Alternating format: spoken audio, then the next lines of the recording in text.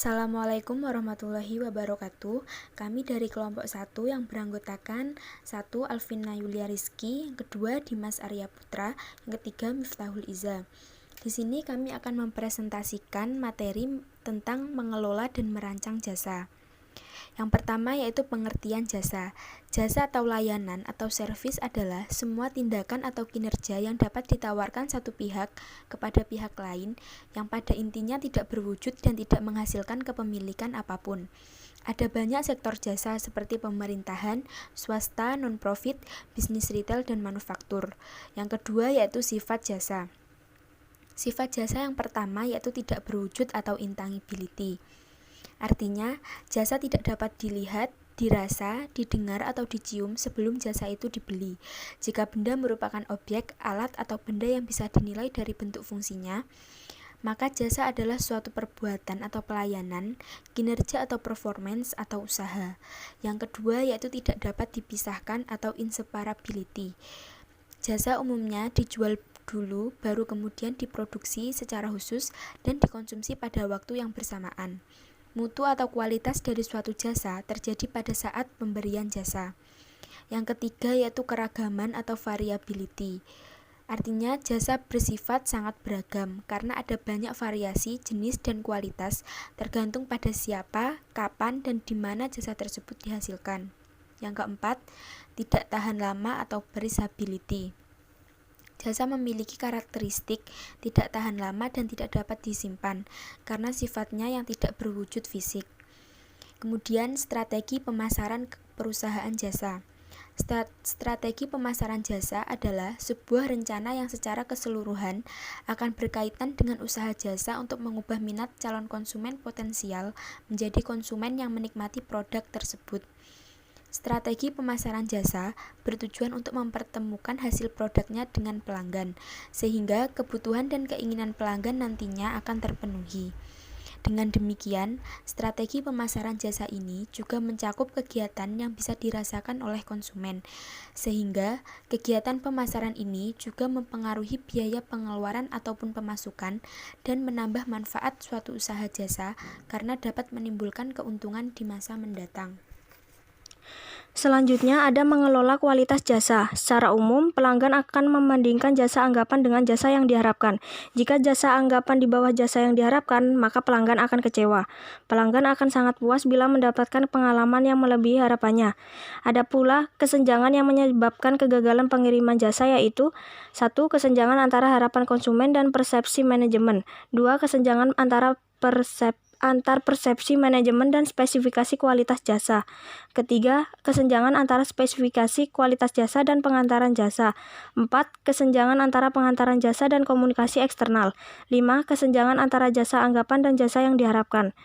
Ada pula mengelola merek jasa. Sudah menjadi prioritas utama bagi sebuah perusahaan untuk membangun dan mempertahankan ekuitas merek. Karena dengan cara mengelola ekuitas merek dengan baik, maka dapat meningkatkan keuntungan perusahaan dan loyalitas konsumen. Dan untuk membangun sebuah merek yang sukses, maka perusahaan harus mengetahui target pasar dan melacak kepuasan konsumen dengan segmentasi yang memiliki posisi terbaik.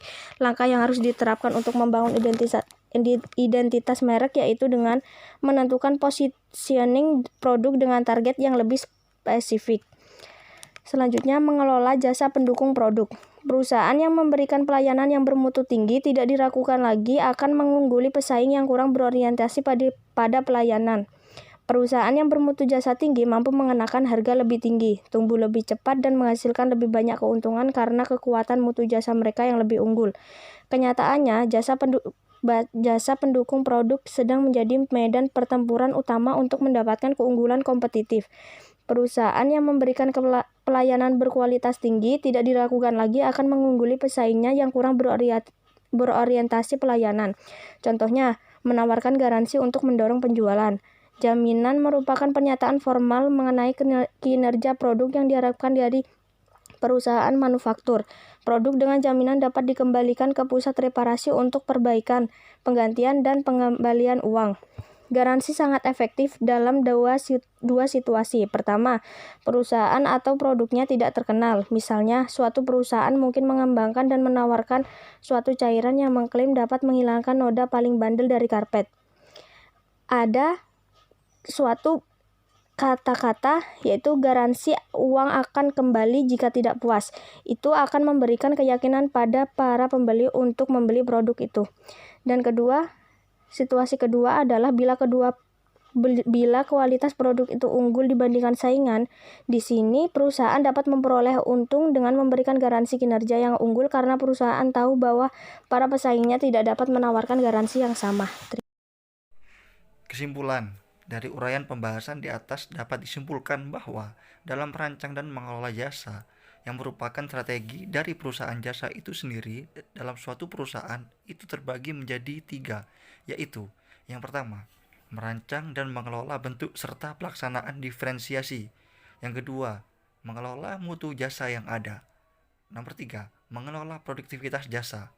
Dan sebagai tambahan, dalam pengelolaan jasa terutama dalam hal jasa pendukung produk yaitu mengelola jasa pendukung produk.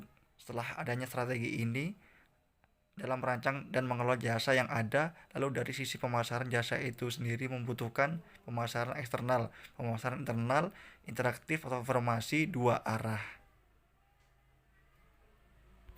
Baik, terima kasih. Berikut kami dari kelompok 1 yang dapat kami sampaikan tentang mengelola dan merancang jasa. Kurang lebihnya mohon maaf. Wallahul muwaffiq ila aqwamit thoriq. Wassalamualaikum warahmatullahi wabarakatuh. Merdeka!